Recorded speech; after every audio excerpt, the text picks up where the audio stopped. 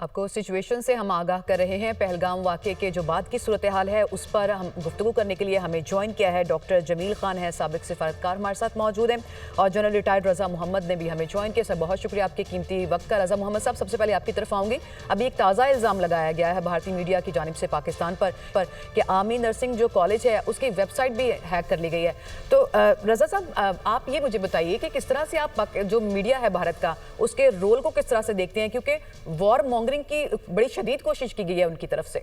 G thank you so مچ جی۔ آپ I am sorry, آپ کی یہ بات سن کے اور پڑھ کے نا مجھے ہنسی آ گئی۔ ابھی پاکستان نے اگر نرسنگ کالج کی ویب سائٹ جو ہے ہیک کرنی ہے تو کس لیے کرے گا؟ واٹ از تو گڈ پھر تو انڈیا کی جنگ کرنا ہی نہیں بنتی ہمارے ساتھ، اگر اتنا ہی پاکستان کو کمزور سمجھ لیا جائے تو۔ جی تو وہ آئی تھنک یہ بکھلائے ہوئے ہیں۔ They are actually not in the control of the situation, they are trying to put blames on Pakistan. False flag operation پہلا تو ہے نہیں، آپ کو پتہ ہے اٹ ہیز بین ہیپننگ پچھلے 50-60 سال میں بہت دفعہ یہ ہوا، رائٹ فرام دی ٹائم کہ ایک جو طیارہ اغوا کا کیس ہوا تھا۔ ابھی آپ دیکھیں مامبے کو دیکھیں، پلوامہ کو دیکھیں، سمجھوتا ایکسپریس کو دیکھیں، سب میں آپ کو یہ پتہ چلتا ہے کہ اس کے پیچھے انڈیا خود تھا یا انڈین آرمی کے لوگ بھی تھے، را بھی تھی۔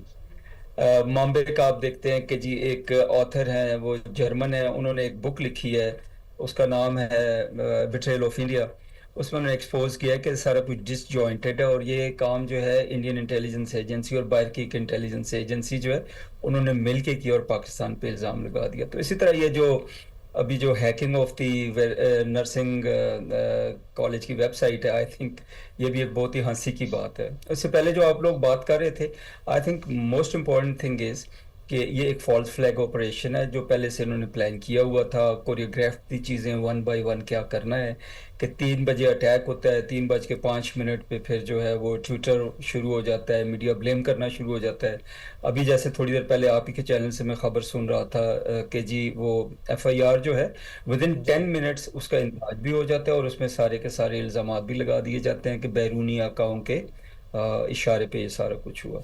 اب ایک اور خبر فلیش کر رہی تھی، میں دیکھ رہا تھا آن مائی موبائل، کہ جی وہاں پہ یہ پتہ چلا ہے کہ 10 to 15 جو ہیں اسرائیلی جو اہلکار ہیں وہ بھی پہنچ چکے ہیں مقبوضہ کشمیر میں، آلریڈی وہاں پہ ہیں، اور وہ بھی اس آپریشن میں ان چیزوں میں ان کی ہیلپ کر رہے ہیں۔ اگر آپ اس کو براڈر کانٹیکسٹ میں دیکھتے ہیں تو یہ ایک لوکلائزڈ چیز نہیں سمجھتا میں جی، میں سمجھتا ہوں یہ ایک گریٹر گیم کا حصہ ہے جو انٹرنیشنل کمپٹیشن جا رہا ہے، جس میں India has been termed as the sole اور net security provider in the India Pacific region یا ایشیا پیسیفک ریجن میں۔ نمبر 2 اسٹریٹجک پارٹنر ڈکلیئر کیے گئے ہیں to become a bulwark against China and to contain China. تو یہ سارے کا سارا ڈرامہ جو رچایا جا رہا ہے یہ پاکستان کو پریشرائز کرنے کے لیے کیا گیا ہے کہ پاکستان پریشر میں آ کے ان کے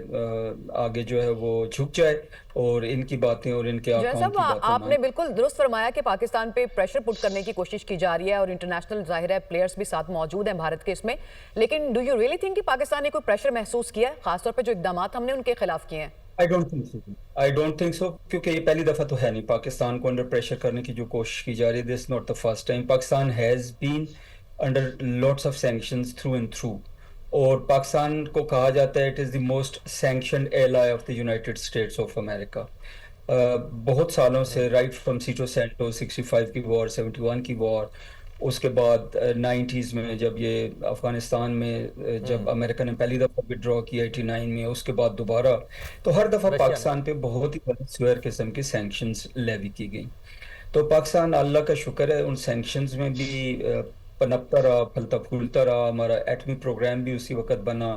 ہماری معاشی ترقی اس وقت میں ہوئی، ہمارے لوگوں کی پڑھائیوں میں باقی چیزوں میں بہتری اسی وقت میں آئی، ہماری سوسائٹی جو ہے وہ بھی فلرش کی، ہماری یوتھ ہے اس وقت ماشاءاللہ جو کہ کسی سے کم نہیں ہے۔ تو یہ ان سینکشنز کا، ان پریشرز کا پاکستان کے اوپر نہ پہلے افیکٹ ہوا ہے نہ ابھی ہوگا۔ سیکنڈ بات میں یہ بتانا ایک اور چاہتا ہوں، پوائنٹ بھی ہے یہاں پہ، میں چاہتی ہوں آپ اس پہ بھی ضرور کامنٹ کریں۔ یہ سب کچھ جس کو فالس فلیگ آپریشن کہا جا رہا ہے، اور بظاہر لگتا ہے کہ یہ فالس فلیگ ہی ہے، ایک ایسے وقت میں ہوا ہے جب امریکن نائب صدر جو ہے وہ بھارت کے دورے پر تھے۔ آپ کوئی کوریلیشن دیکھتے ہیں اس ساری سچویشن میں؟ जी मैम, मैं इसमें बहुत ज़्यादा देखता हूँ जी। एज आई वाज सेइंग कि ये पहली दफ़ा तो है नहीं जी, फर्स्ट टाइम नहीं है। क्लिंटन साहब इंडिया के और पाकिस्तान के दौरे पे आए थे, अगर आपको याद हो तो उस वक्त इन्होंने छत्तीसगढ़ में बहुत सारे जो सिख हैं अनफॉर्चुनेटली बिल्कुल। उनको मारा,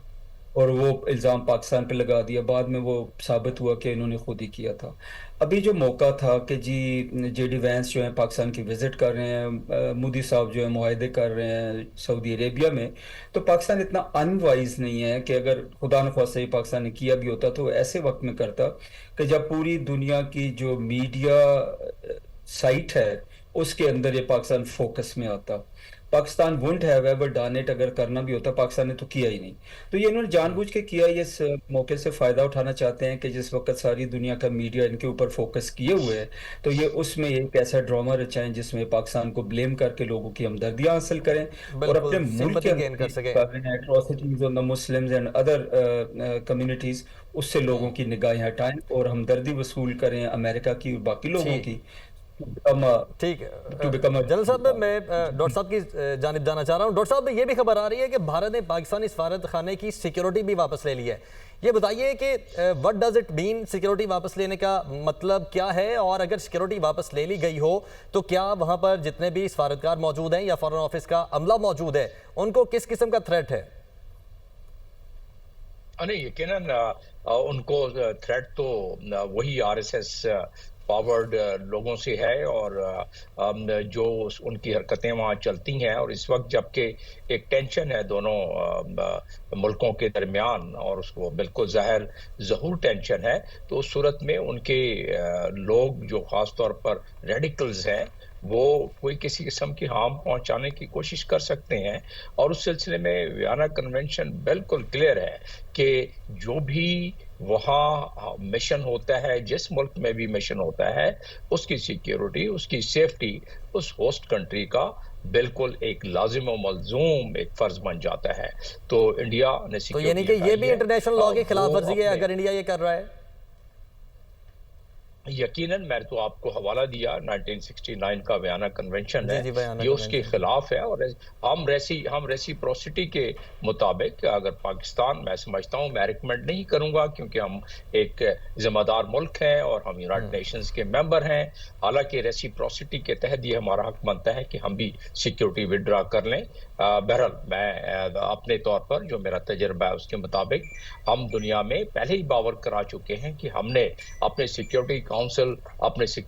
नेशनल सिक्योरिटी कमेटी के हवाले से जो भी हमने फैसले किए हैं वो फैसले हमने बिल्कुल इंटरनेशनल नॉर्म्स और इंटरनेशनल कानून को मद्देनजर रखते डॉक्टर साहब, हम तो लॉ को मद्देनजर रख के ही फैसले करते हैं, और हमने देखा है कि हमारा तो बड़ा सेन रिस्पांस होता है हमेशा जब भी कोई इस तरह की सिचुएशन होती है। लेकिन भारत के इकदाम बड़े बचगाना हैं, जैसे अभी जिस वाक़े का आपने जिक्र किया और आपने कहा कि ये तो वायलेशन है। और इसी तरह से अगर हम सिंगटास मुआहदे की बात करें तो वो भी वो खुद से ये फैसला नहीं कर सकता, लेकिन उसने अनाउंस कर दिया कि मैंने कर दिया। माय क्वेश्चन इज कि क्या इस तरह की वायलेशन के ऊपर जवाबदेही हो सकती है भारत से, या किसी किस्म के कोई जुर्माने भी उस पर आयद हो सकते हैं अगर हम वर्ल्ड बैंक की तरफ जाते हैं तो? जी, उसका बिल्कुल कोर्स ऑफ एक्शन आर्टिकल 9 है इंडस वाटर ट्रीटी का, उसमें दिया हुआ है। 3 टियर सिस्टम उनके हैं, एक बायलैटरल जो कि ज़ाहिर है इंडिया से बायलैटरल तो अभी मुमकिन ही नहीं है, लेकिन दूसरा उसका कोर्स ऑफ एक्शन है कि वो न्यूट्रल एक्सपर्ट्स के साथ न्यूट्रल एक्सपर्ट्स होते हैं, उसकी पूरी तफसील है। लेकिन ये है कि तीसरा उसका कोर्स ऑफ एक्शन है जो कि आर्बिट्रेशन और ट्रिब्यूनल्स का है। तो वो हम तीनों कोर्स में से कोई कोर्स ऑफ एक्शन कर सकते हैं। और चौथा उसका वो है आर्टिकल, यूनाइटेड नेशन चार्टर का आर्टिकल 1 है, जिसमें